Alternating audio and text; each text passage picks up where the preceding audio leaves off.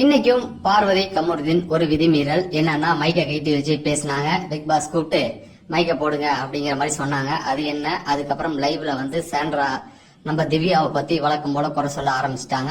அமித் பார்கவ் அதுக்கு ஒரு ரிப்ளை கொடுத்தாரு. இது என்ன அப்படிங்கறத மட்டுமே இந்த வீடியோல நம்ம பேசலாம். இது இந்த வாரம் நாமினேஷன் யார் வந்திருக்கா அப்படிங்கிறது கிளியரா இன்னும் வரல. அது வந்தவுடனே நம்ம அப்டேட் கொடுப்போம். ஃபர்ஸ்ட் எடுத்தவொடனே பாத்தீங்கன்னா சாண்ட்ராவும் அமித் பார்கவும் இதுல அந்த மெயின் டோர் இருக்கு இல்லையா, அதுதான் இவங்களுடைய இடமாச்சே, சாண்ட்ராவோட இடம். அங்கதான் கட்டி பிடிச்சிட்டு அங்கேயே உட்காந்துருக்காங்க. அங்க அவங்க உட்காந்துருக்கும் போது நம்ம அமித் போறாரு. நீங்க வந்து பேசுங்க, ஏன் ஒதுங்கி ஒதுங்கி போறீங்க அப்படிங்கிற மாதிரி கேக்குறாரு.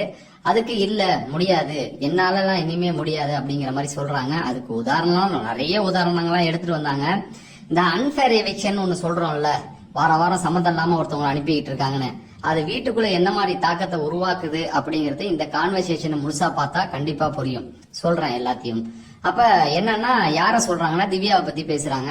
நீங்க பயந்து பயந்து வர மாதிரி இருக்கு, திவ்யா கிட்ட வந்து நீங்க போய் பேசுகணும் போது அவங்க சொல்றாங்க, இல்ல அவள்கிட்ட எல்லாம் போய் பேச முடியாது, அவர் பாயிண்ட் எடுத்து வைக்கிறானா, நீங்க பேசுங்க, அதுதான் நீங்க வந்து நேற்று மிஸ் அண்டர்ஸ்டாண்டிங் ஆச்சு, கானா வினத்து கூட சொன்னாரு, நீங்க போய் பேசாததான் ஒரு மாதிரி இருக்கு அப்படிங்கிற மாதிரி சொல்றாங்க. அது சாக்கடைன்னு தெரிஞ்சதுக்கு அப்புறம், யாரு திவ்யா சாக்கடைன்னு தெரிஞ்சதுக்கு அப்புறமேட்டுக்கு நான் எப்படி கல்ல எடுத்து வீச முடியும் அப்படிங்கிற மாதிரி சொல்றாங்க. ட்ரிகர் பண்ணி என்ன வந்து வம்புக்கு இழுத்து விடுவா, அதனால நான் அவள்கிட்ட பேசல, ஒதுங்கி போறேன் அப்படிங்கிற மாதிரி சொல்றாங்க. ஏங்க, அவ ட்ரிகர் பண்றது இருக்கட்டும், உங்களை நீங்களே கண்ட்ரோல் பண்ணிக்கங்க, ஆனா அவங்க பேசுறதுக்கு பதில் கொடுங்க அப்படிங்கிற மாதிரி சொல்றாங்க.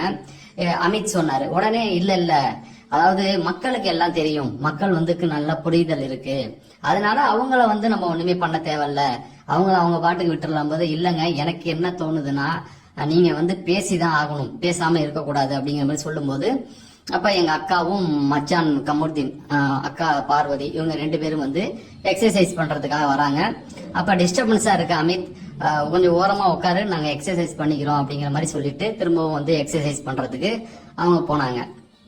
இந்த நேரத்துல அதுக்கப்புறம் தான் பிக் பாஸ் பேசினாரு. சரி, இப்ப அமித் பார்கர் என்ன சொன்னாருன்னா, எனக்கும் வந்து இந்த மாதிரி பிரச்சனை இருந்தது எஃப்ஜே கூடயும் திவ்யா கூடயும், ஆனா நான் பேசினதுக்கு அப்புறம் ஒரு கிளாரிட்டி கிடைச்சது அப்படிங்கிற மாதிரி சொன்னாரு. உடனே அவங்க சொன்னாங்க, இவகிட்ட போனா நம்ம சண்டையில தான் இழுத்து விடுவா, இப்ப கமருதீனை என்ன பண்ணி விட்டா பாத்தீங்களா, அவன் சொன்ன ஒரு வார்த்தையை பிடிச்சி அவனை ட்ரிகர் பண்ணி அவனை எந்த அளவுக்கு கொண்டு போனான். கமருதை பத்தி உங்களுக்கே தெரியுமே, ஒரு வார்த்தை பேசிட்டா அவன் திடீர்னு கோவப்பட்டுருவான், அதுதான் அவ கரெக்டா புடிச்சுக்கிட்டா, அதேதான் எனக்கும் அவ பண்ணி விடுவா அப்படிங்கிற மாதிரியும். அவ வந்து சரி கிடையாது, என்னை பொறுத்த வரைக்கும் அவன் நிறைய விஷயங்கள் என்கிட்ட பேசிட்டா, அவளை பத்தி எனக்கு தெரியும், பிரஜன் போறதுக்கு அவ தான் காரணம், பிரஜன் போறதுக்கு காரணத்தையும் என்கிட்ட சொல்லிட்டா.